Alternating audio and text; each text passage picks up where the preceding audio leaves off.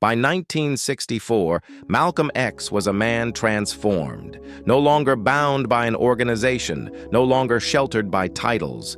He stood alone, and that made him powerful. But power invites danger. The moment he broke from the Nation of Islam, he became a moving target, not just for those he left behind, but for the system he had always challenged. Phone lines were tapped, mail was opened, meetings were infiltrated. FBI files called him a threat to national security. Agents watched his every move. They knew where he slept, where he ate, where he spoke. But the greatest threats didn't come from files. They came from shadows, from whispers, from within. People who once prayed beside him now crossed the street. Friends fell silent. Some turned hostile. His family felt it too. At home, Malcolm began sleeping with a rifle by his bed. He checked windows twice, then again. The threats became more specific. Phone calls in the night, letters laced with hate, warnings scrawled on walls. And still, he kept speaking to anyone who would listen. At rallies, at universities, on radio, on television. He spoke about Africa, about unity, about America's hypocrisy, about the need to take black struggles to the world stage. He warned that civil rights were not just domestic, they were human rights. And that message?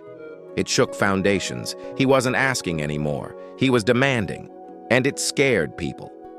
But Malcolm didn't slow down. He returned to Africa to meet with presidents, diplomats, revolutionaries, to connect the fight in America with liberation abroad. He built alliances, forged bonds, planted seeds. When he came back, his passport stamped, his eyes sharper, his voice deeper, he knew time was running out. He said so himself. "I've seen the handwriting on the wall. I know my days are numbered." But he wasn't afraid. Not anymore. He told his wife, Betty, "If I die for a cause." He made peace with that. But he didn't stop living. He kissed his daughters, hugged friends longer, took more notes, spoke more clearly. He began organizing a new group, the Organization of Afro-American Unity. It was bold, independent, Pan-African, global. It wasn't built on religion, it was built on justice. He wanted black people to control their own schools, their own politics, their own future. And for that, he became even more dangerous. 1 week before his death, his house was firebombed. In the middle of the night, while his wife and children were inside, they barely escaped.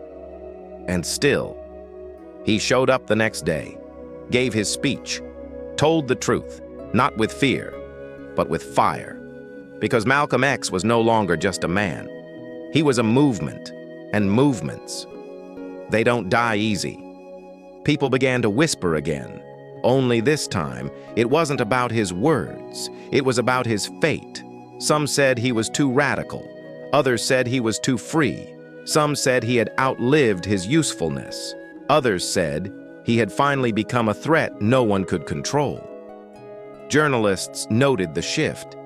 You could see it in his eyes, in the way he scanned the room, in the way his shoulders held tension, even while smiling. He wasn't paranoid. He was prepared. He moved with caution, watched the exits, knew which doors creaked. But his message, it never wavered. He said, "They will try to silence me, but even if I'm gone, my voice will live." He wasn't building a brand, he was building a legacy. He spent hours talking with young leaders, passing wisdom, warning them, inspiring them. He told them to think globally, to act locally, to love fiercely, to fight wisely. He preached unity, not uniformity. He said, "You don't have to be me, just be brave, just be honest." And those words stuck, because people knew. Malcolm wasn't reading from a script. He had lived every syllable, the pain, the prison, the pulpit, the power, the price. And now he felt the final chapter approaching, but he didn't flinch. He leaned into it, not because he wanted to die, but because he refused to run. And on the morning of February 21st, 1965, he got dressed like he always did.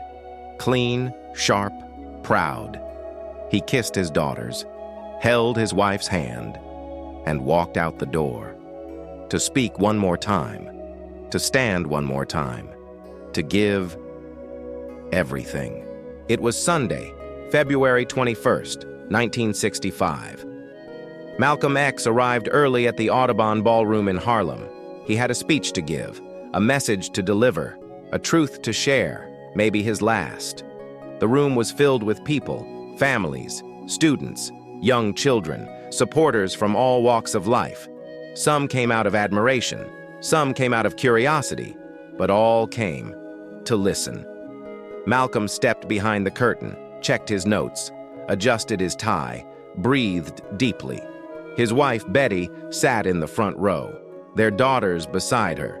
The energy in the room buzzed, not just excitement, something heavier, something tense. He walked onto the stage. Applause rose to meet him.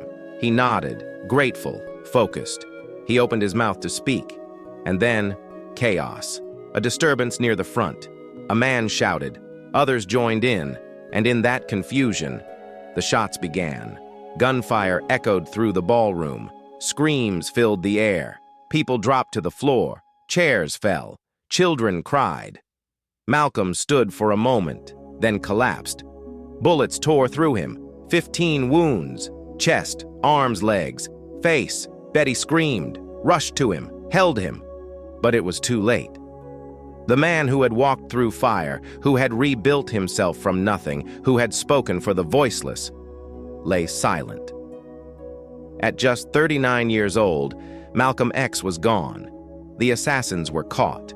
Some linked to the Nation of Islam. Others remained unnamed. Theories spread. Finger-pointing began. But the truth? It was more than one bullet, more than one man. It was a system, a fear, a refusal to let a free black mind speak. In the days that followed, crowds gathered outside the ballroom. Flowers were laid, tears were shed. Some mourned the man, others feared the legacy. Because dead or alive, Malcolm's words still echoed.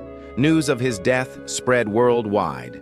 In Africa, in Europe, across America, people marched, prayed, organized, because they knew he didn't die in vain. He died a martyr, a symbol, a spark, and that spark would light 1,000 others.